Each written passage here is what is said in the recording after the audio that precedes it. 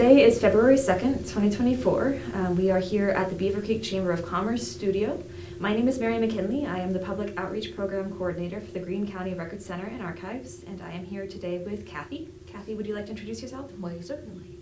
I'm Catherine Wilson. I'm with the Greene County Historical Society for a job, but I'm also a tornado survivor. Thank you. So, can you tell me a little bit about where you grew up? I grew up in Arrowhead, on Pueblo Drive to be specific, and we moved there. The houses on the street were not completely finished.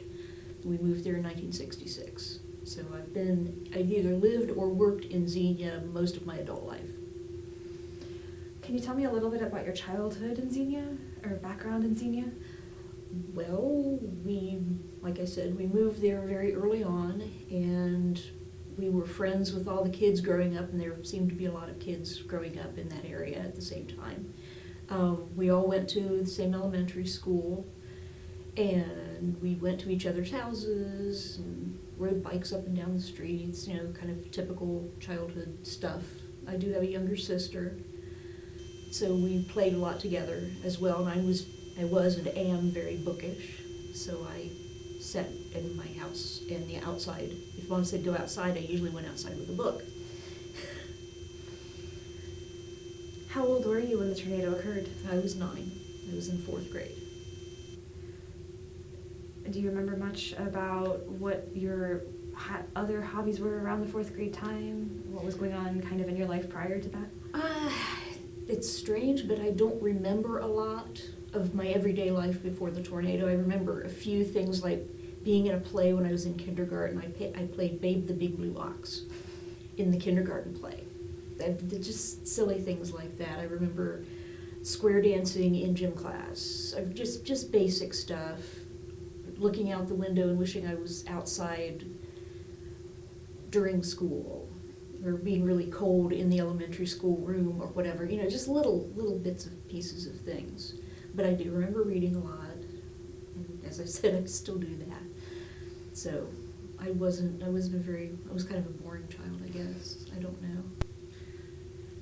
Can you walk me through what happened the day of the tornado, maybe starting in the morning? Sure. We went to school. I was, as I said, in 4th grade. I went to the Arrowwood Elementary. We walked to school because it was like 2 blocks away. My sister was in kindergarten at the time, so we always walked together. Just a regular, typical school day. It looked a little bit rainy. After school, we went home, and Mom had to exchange something at the Rings department store. So we piled in the car and went over there, exchanged whatever it was. We're driving back. At the West Main crossing of Allison Avenue, we sat there at the light, and it looked rainy. So Mom said, what we've never let her forget, it's just a spring shower, it'll go away.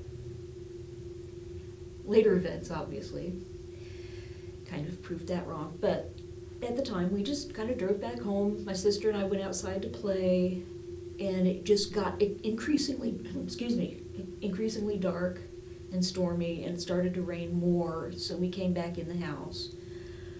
We went to the back window, Mom and Dad's bedroom, and looked out the north windows. And it was very, very dark, almost a bluish black and kind of a green. It was a weird color. And the lightning was staying down longer. We really noticed that the lightning was staying down longer than a normal lightning strike. And then it got really quiet. All the birds flew away or quit singing. So we decided to go and look out the front door facing southwest, which is where all the weather comes from in this area.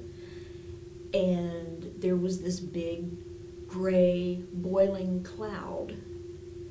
I had a little weather book, little golden book of weather about yay big, and those looked like, on the same page, it became tornado clouds. They were mammotocumulus clouds, and I knew what that was. I said, Mom, is that a tornado? She said, not saying yes or no, but go clean out the coat closet. So I get in there, and here's winter boots and scarves and things that are on the floor, and I'm furiously cleaning that out. And she said, stop, go get in the bathtub. That was the only interior room, no windows, and of course a metal bathtub. So we went in there. I ran down the hall foolishly to get my nightgown off my bed. And it was a good thing that I got into the bathroom when I did, because afterward we noticed that the cold air return, the vent in the ceiling of the hallway, had crashed. It could have hit me. So yeah, that was a narrow escape I didn't know anything about. So we got in the bathtub. Mom told us later that she felt really strange getting into the bathtub with her shoes on. I mean, you think of small things like that. I was barefoot, as I usually was, in the nice spring weather. So I think my sister probably had her shoes on, but I did not. But we got in the tub and took off my glasses. Mom took hers off. My sister didn't wear them yet. But we were all in the bathtub, and Mom got on top of us to protect us. And then it hit, and this horrible noise came. It was all the glass in the windows breaking and hitting the walls. And this giant sound, like, I always think of it as a jet airplane noise, because a lot of people say it would sound like a train. We didn't live close enough to the train to hear that noise often. My dad worked at the Air National Guard as an airplane mechanic, so that's what the noise sounded like to me. So we hear this giant, and it's almost like a giant drawing a breath in, like, and I guess that was the pressure or something along that line. And then the walls, and it was just, all the doors in the house slammed shut because of the pressure. We had the back door open a little bit, and we had one of the windows open a little bit. I know they say that doesn't make a difference, but it did to my house, because the houses on either side of us, no one was home. They were all shut up. They were destroyed. About a block and a half from me was flattened. So we were very, very close. So the tornado struck around 4:40. You said you ran to your bedroom to get your nightgown. It was laying on my bed. May I ask why did you think to go do that? Later, all I can think of is I knew it was a tornado and we might have to spend the night somewhere else. Or it was flannel and I wanted something to hold on to. Okay. Maybe, because I couldn't hold, I was too old for a baby blanket anymore. Although I still had it, I didn't use it anymore. But it was put away, but my nightgown I knew was on the end of my bed. So that's probably why. So all of the windows in the house were broken? Except except one? Okay. What other things did you notice when you came out of the bathroom right at first? Well, while we were still in the bathroom, we noticed that there was a hole in the ceiling, and there was a purple washcloth just below the ceiling where the hole was, and we never had purple washcloths in our house. So it came through the roof, the ceiling, the insulation, everything. It was down there. And that is now in our display case at the Historical Society. And a picture of the hole that it made. So we've got that there. I talked Mom out of that and let me put it in our display case, because put away at her house, it's not gonna, no one's gonna see it. So it's there. And when we got out of the bathtub, the crunch of the glass, Mom probably picked me up because I had bare feet. But we get out onto the front porch and there is this scene of unimaginable. There's just 2x4 sticking up everywhere. Cars slaunch-wise. Our car was a Maverick and it was sitting on the driveway and the windshield was completely cracked. A few of the windows were missing, they were broken, etc. There was a boat trailer down the street, upside down, no boat, but the boat trailer was down there. So who knows where the boat was, and then the birds were singing again. And the sky was blue, and there were these little clouds. It's like, whoa, what in the world has happened here? Well, I mean, we knew what happened, but it was still complete shock. And in this neighborhood, you said all of the houses around you were destroyed. The ones across, next door to us, the ones across the street were a little bit less damaged, but further down the block they were further down toward Arrowwood School, they were flat.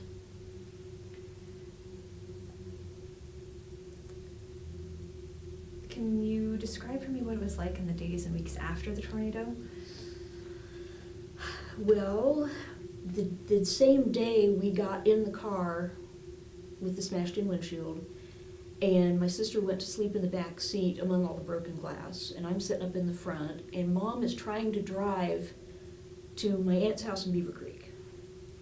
And the windshield was going like this, I remember. She had to drive so slowly because that windshield was just going to completely shatter, and had the window down. And then, of course, the tornado was caused by the cold and hot and warm fronts, and the cold front had come through, so it was pretty chilly.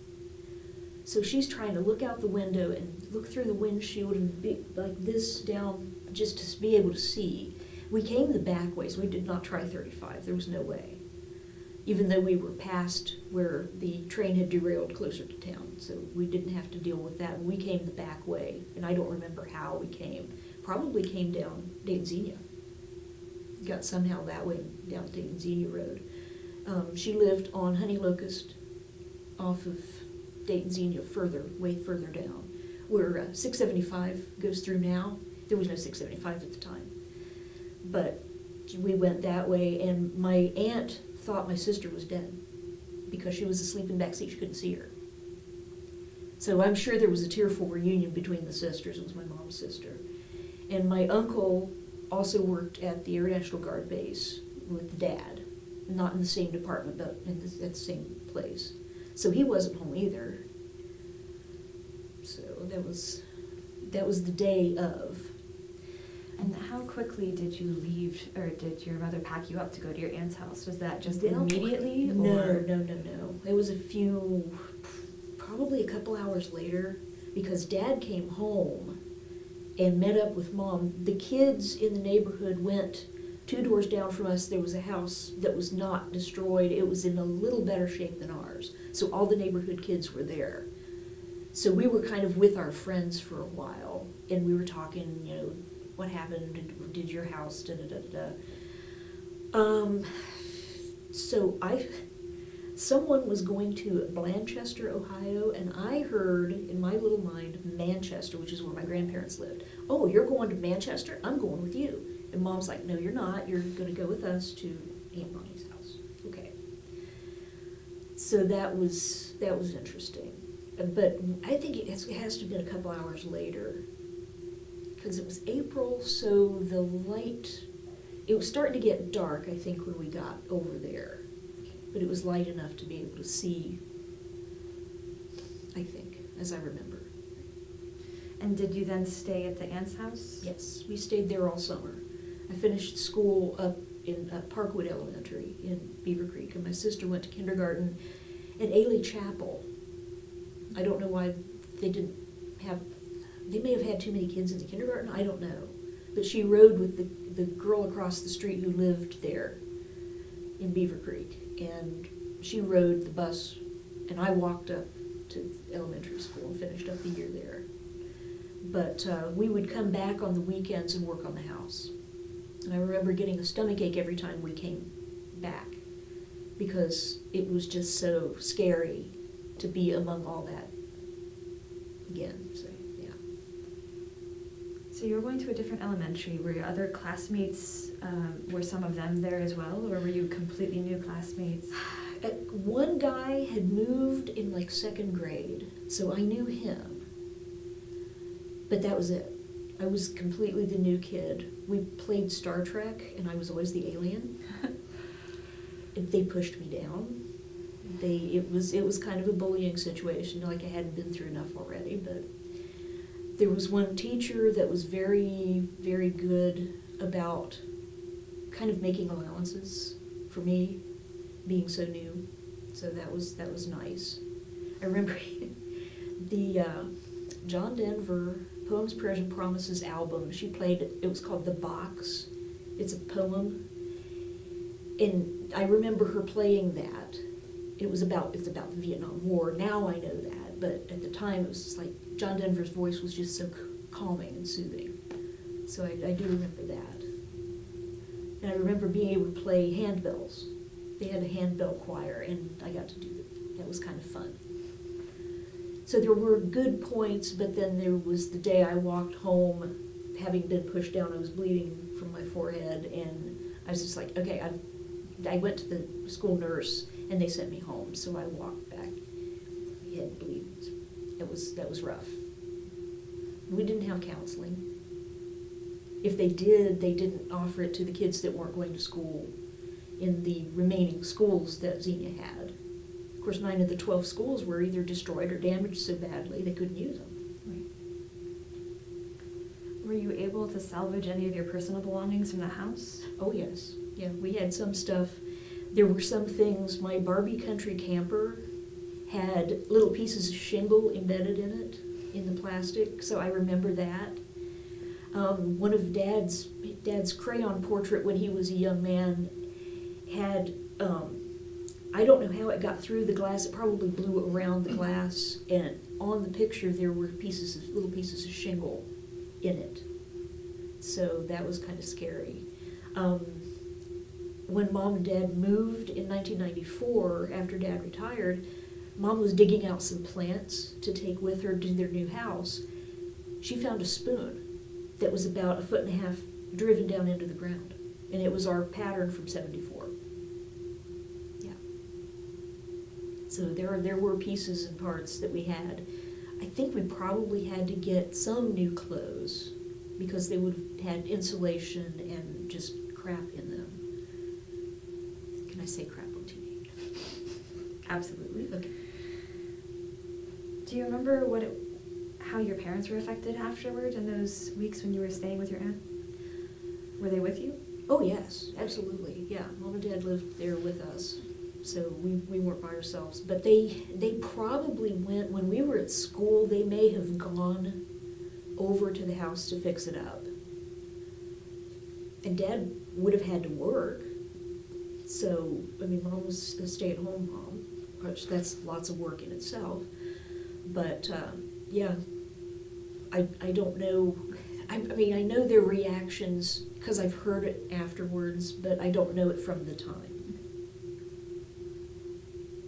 What about the car? Were you able to replace it, or was it repaired? No, they bought a new car. It was a brown and white Ford van. They loved that Maverick.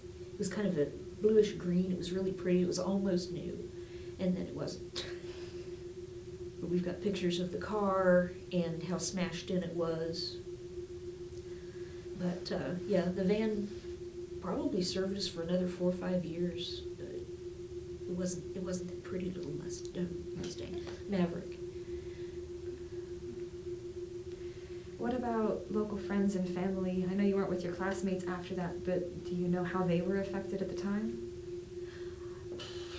Well, our class is very close now, I think because of that mutual experience. A lot of them don't talk about it. One is just now starting to talk about it. She was injured very badly, and I didn't find that out for years. One boy that went to the same junior high, didn't go to the same elementary, but he was a hero. And I came upon it later on. I came upon a clipping and say, "Boy hero does blah blah blah." Really? He didn't talk about it. Of course, he's that kind of guy. So yeah, but their experiences were probably very similar. We did not have anybody that we knew either badly injured or died, but I know there were other people that did. There was one girl that her mom essentially, which they say never to do, outdrove the tornado by going out at an angle, but you could see it in the rear view gaining on them. So that, I mean, hair-raising tales, but a long time after. Right. Do you remember when you were able to get in touch with were you able to get in touch with anyone at the time to see how they were affected? No. Of course, all the power was out, all the phone lines were down. My grandparents that lived in southern Ohio tried to call, but there was no answer because you couldn't get through. Sometimes people could get through, though. My dad was on anti-looting duty with the National Guard a few days after, and about 2 in the morning, he's over in what they call the States now. At the time, we called it New Arrowhead. And there was this house with one wall, and on the wall was the phone. The phone rings. Dad goes to answer it because that's what you do. And the people were out west someplace and said, "Do you know what happened to my family? Can you tell me anything?" And he's standing there with his phone in his hand. They're not home now, or something, something like that. But that would be horrible to not know. And of course, it was my grandfather's birthday that day, April 3rd. So, like I said, they're trying to get hold of us, and we couldn't. We could call from my aunt's house and probably call to reassure them, "Hey, yes, we're alive." But yeah, rough times. You said you came back to the area on the weekends. Do you remember seeing any of the rescue or the revitalization efforts rebuilding efforts afterward? Everyone around us was sawing and putting up drywall and all kinds of stuff. There was a house almost at the end of the block. They had moved to Dayton. They came back to the house to fix it up or do something or find some of their possessions. The house was gone. Someone with a truck had come and taken everything off the slab and it was gone. So they didn't move back to Xenia. They just decided, no. We had several people did move completely away from the neighborhood. And a couple times afterward, we would go visit them in Dayton, or like our next door neighbors. We would go and visit them, but we didn't have a whole lot of contact with everybody, yeah. What do you think have been the long-term effects of the tornado? A friend of mine that I've known since kindergarten and I were discussing this past summer. We both think we've got PTSD. I have dreams, I have tornado dreams, where I can't get away from it, especially when I'm under stress, but around the time of it, I still have them. It's just, it's horrible. Other long-term effects, on me or just on Xenia in general? Either way. Everything, okay. There are a lot more parking lots than there used to be. I get a little tired of people saying it tore the heart out of Xenia. Well, no, it didn't. What are you doing now to make it better? You're just remembering what used to be sentimentally, nostalgically. There were as many problems then as there are now. It's just different. The changes they were coming anyway, but the tornado opened up all that open area to build Xenia Town Square. It took that centerpiece where kind of the crossroads was. It accelerated those changes, but those changes were coming anyway. Look at most downtowns anywhere where there wasn't a tornado. But that's a long time in the future. Having that perspective now is a lot different than what it was then. What do you think the perspective was then? Let's get this built. Let's take this federal money. Let's do this, and this to get back on our feet as quickly as possible. The long-term effect wasn't really looked at, I don't think. Are there any other details you want to share about your experience or thoughts? I can't, not necessarily things that happened to me, but happened to, like, my parents. But that's about it. I can't think of anything else that happened to me other than I'm glad we came back. I'm glad we stayed. Because it's been a good place to grow up. It's been a good place to stick around, come back to. After I got married, I moved to Springfield and came back after about 18 years in Springfield, which was a totally different story. So, from your perspective at the time, what do you remember thinking about your parents' experience or after the fact?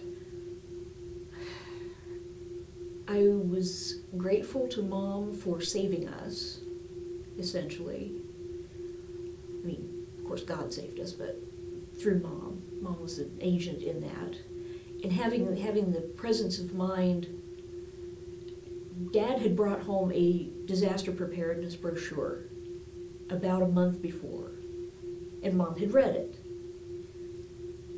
That probably did a lot toward what her responses. I can't imagine what Dad went through trying to get home from Springfield through all the devastation to us on the southwest side of Xenia. What he saw, his reactions to people. He was in uniform. People were plucking at his sleeves. What happened? Can you help me? He's trying to get home to his own family. I think the police tried to stop him on the edge of town, and he said, I'm sure there were other words used, but basically, no. You're not stopping me. I've got to get to my wife and girls. Out of curiosity, do you remember where the brochure came from? Did he bring that home from From work at yeah. the Air National Guard? Mm-hmm. From the National Guard, yep. I'd like to have a copy of that if I could find one. Oh man, that would be great to put in our display. I've got the little weather book that I saw, I've got that in there. And several other things, my little t-shirt, Xenia, Where the Spirit Has Just Begun, it's in there, along with a lot of other stuff. And anyone who's watching this can come to the Historical Society and see these things. Do you think that your experience in the tornado also led you to be involved with the Historical Society as well? No, that was through family history, genealogy, doing that since I was 6. So, yeah, it kind of helps now because people come to the Historical Society to find out about the tornado, and then they find out that I'm a survivor of the tornado. It's like, oh, then you can tell us whatever it is they want to know. So it's a good place for me to be with that. Well, we also have our head archivist, Robin Heiss, off screen, and I just want to make sure that if she has any questions, she has an opportunity to ask. Did your dad ever talk about his experience trying to get home?